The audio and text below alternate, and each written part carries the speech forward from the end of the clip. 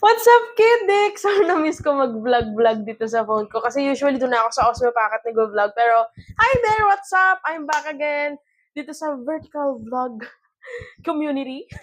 And ayan nga, andito na kami sa hotel room kasi nga, sinurprise ko si Mami E. Nung, kailan ba yun? Kailan ba yun? Kailan ka sinurprise, ma? May 7? That is... I guess May 7, nung umuwi kami sa Cabanatuan. So, sinurprise ko si Mami E na meron nga akong pa-early Mother's Day. So, nag-book ako ng hotel. May 1 pa lang nag-book na ako ng hotel. And then, sabi ko nga, Mother, I'm gonna surprise you! Sa loob-loob ko. At alam niyo ba, doon pa ako nag-print sa bahay nung letter ko sa kanya. Tapos, nag-order ako ng flowers, which is dala ko. Hold on. Dala pa namin, syempre. So, teka lang. Wait lang Oh, bagay sa suot ko. So, yan. Binilang ko si Mother ng surprise na small flowers na kasi hindi ako makakapagbili. Hindi ako makakabili ng malaking flowers kasi makakalata tayo. Nakabox nga to, ang laki pa din. So, nung dumating, sabi ni Mami, ano yan? Sabi ko, ano? Laruan ni Brand, nahuli kong ipa-deliver. Kaya, quiet ka lang, ma'am. Wow!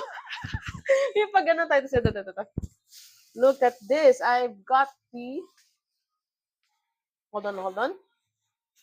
Of course, I also have the letter na pinrint ko sa printer ko. Nahirap ako i-print kasi nga baka makita ni Mudrakels. So, sabi ko dito, Happy Mother's Day, Mommy Emily. I want to greet you as early as possible so you would feel special. I hope that you will enjoy everything that I prepared for you, my beautiful, lovely, and sexy Mommy E. I love you so much. From Karen Kid. Laging fully booked dito sa hotel na to, pero thank God.